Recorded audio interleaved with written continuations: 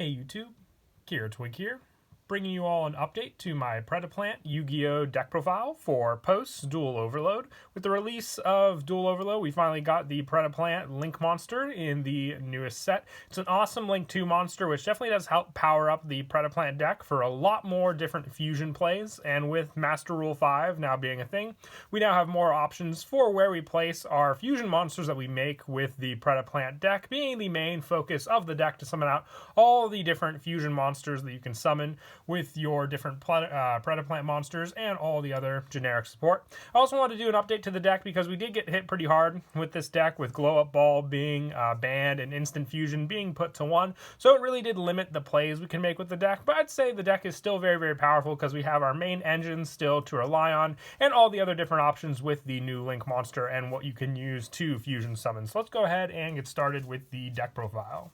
So for the Predaplant monsters, I'm running 3 Predaplant Orpheus Scorpio. With this one, if this card is normal or special summon, you can send 1 monster from your hand to the graveyard to special summon 1 Predaplant monster from your deck, except for Predaplant Orpheus Scorpio. You can only use this effect of Predaplant Orpheus Scorpio once per turn.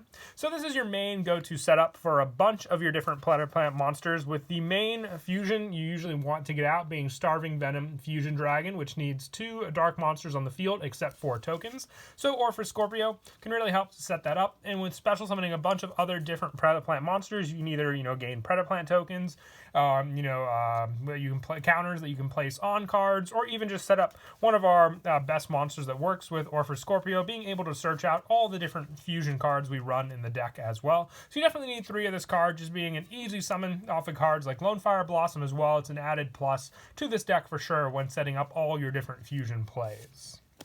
And I also run 3 Predaplant Serancions. This is your go-to, I would say, kind of like a hand trap in the deck.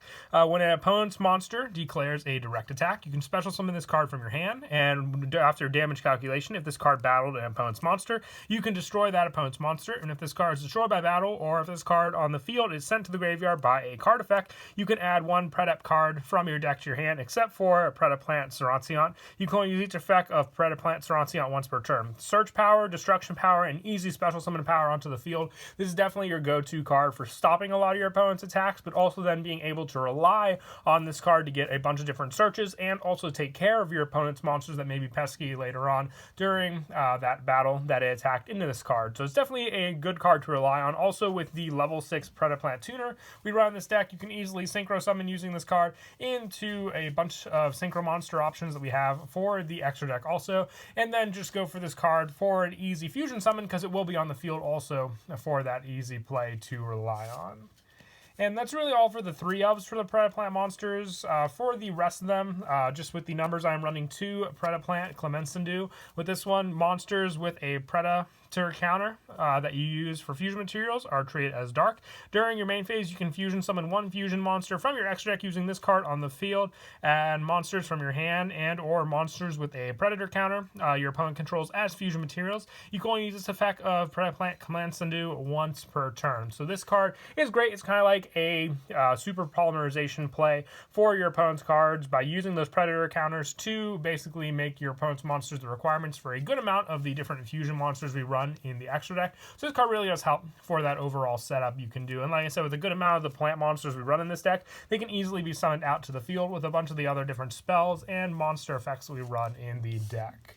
And I also run 2 Predaplant Spinodionea, I believe is how you pronounce the name. If this card is normal or special summon, you can target 1 face-up monster your opponent controls and place 1 Predator counter on it. And if it is a level 2 or higher, its level becomes 1, as long as it has the Predator counter. And after damage calculation, if this card battled a monster with equal or lower level, you can special summon 1 Predaplant monster from your deck except Spinodionea. So with this, you have easy access to Clemensandu or even your Orpheus Scorpio, depending on the special summon you wanted to get off, and then also have the requirements for your other monsters on the field. Making those monsters your opponent have just the level 1 weakness is a big help, and being more of a powerhouse in the Predaplant lineup, it's a big help for sure, just to get over a good amount of your opponent's monsters while also setting up your own field.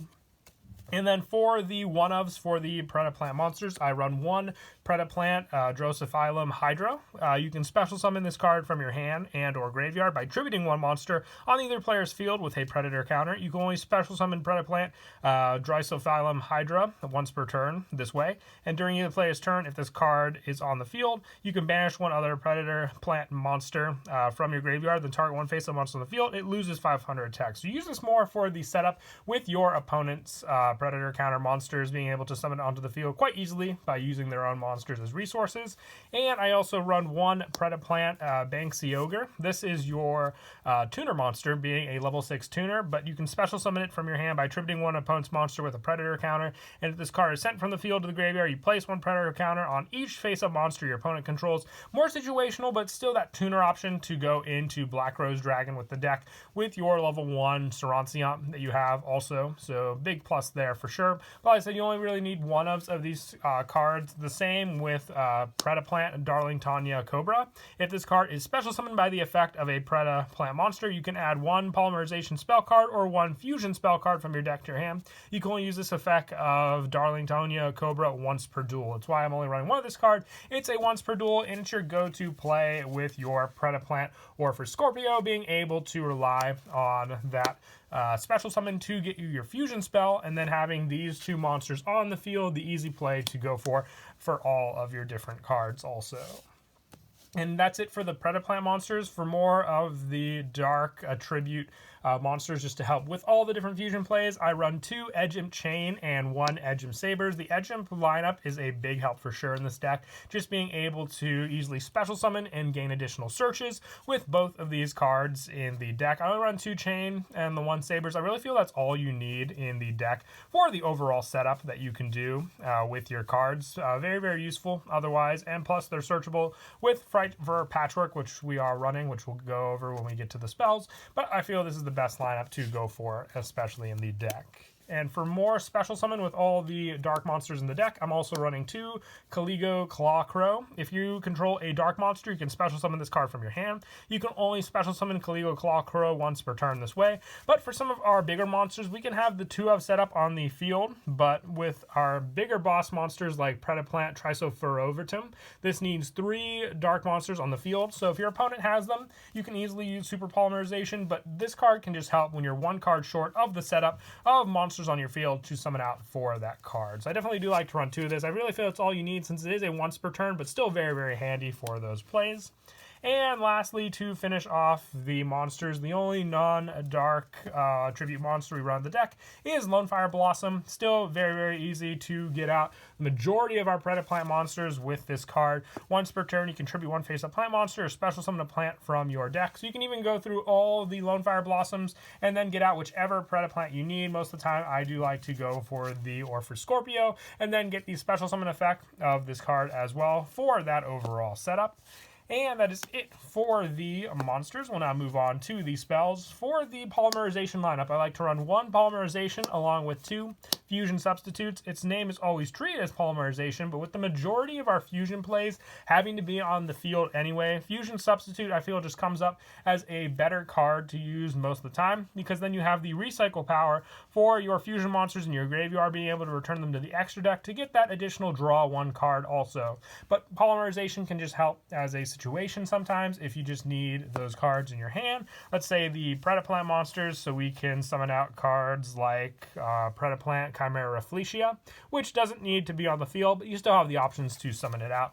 So depending on the search you get with this card, you can go for whichever one better fits the situation also.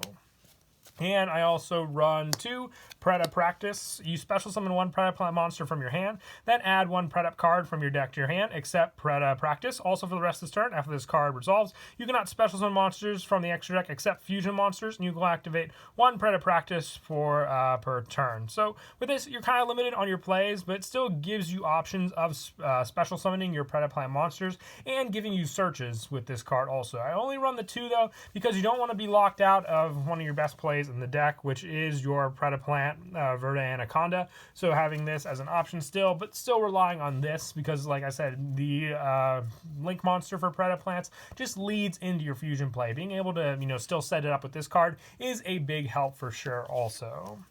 And since you can search out a good amount of the Predap cards, it's also why I'm only running one of the following. The first one being Predaplast. You reveal any number of Predap cards in your hand, then target that number of face-up cards your opponent controls.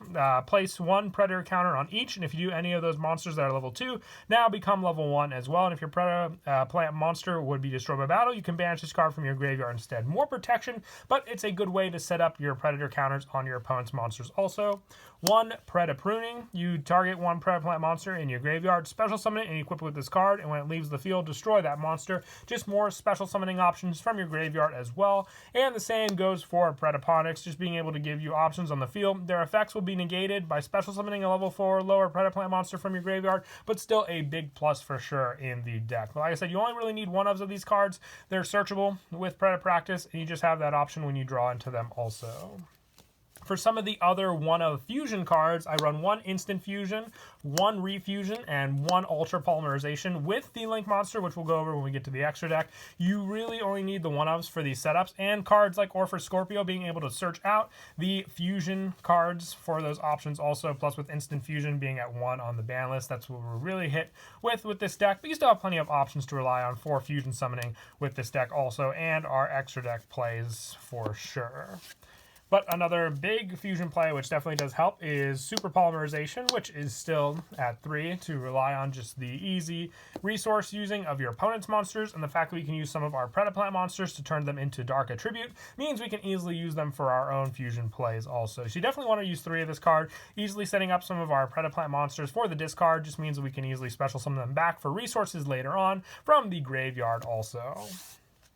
And that is for the rest of the search spells in the deck. I'm also running 3 Frightfur Patchwork. With this one, add 1 Edge Imp monster and 1 Polymerization from your deck to your hand. You can only activate 1 Frightfur Patchwork per turn, but you can search for your Edge Imp card, and then the Polymerization search with your Fusion substitute still counting as Polymerization. You have all these search options available to you in the deck as well. So the 3 Patchwork definitely do come in handy, just being an easy search into Polymerization. I thought of other cards, but in the end, since we are running the Edge Imp lineup, this is still your go-to card for all your fusion searchings to rely on.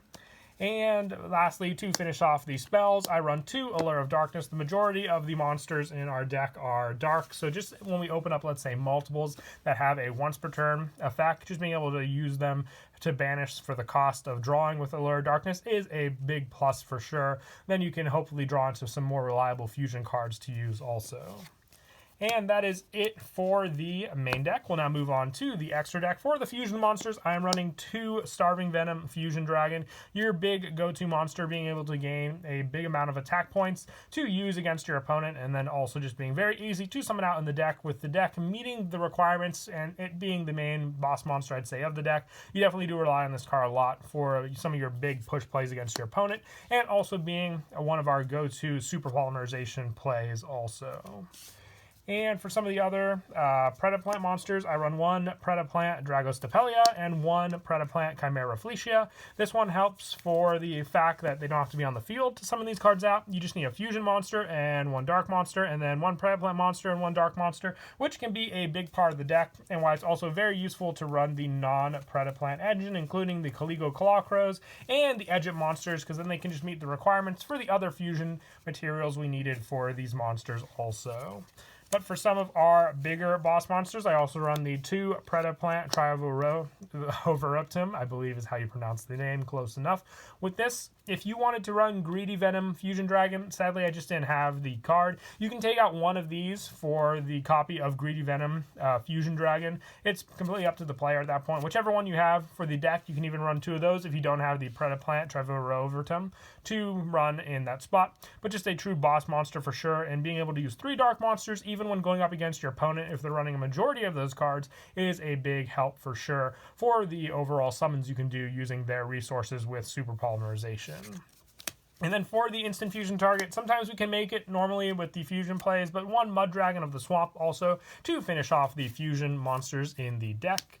And for the Link monsters, I'm running one Predaplant Vert Anaconda. You need 2 effect monsters to make it, so you can even use Lone Fire Blossom when summoning out this card. You can target one face-up monster on the field. It becomes dark until the end of this turn, and you can pay 2,000 life points and send one Fusion or Polymerization normal or Quick Play spell from your deck to the graveyard. This effect becomes that spell's effect, and when this card is activated, also you cannot special summon monsters from the rest of this turn.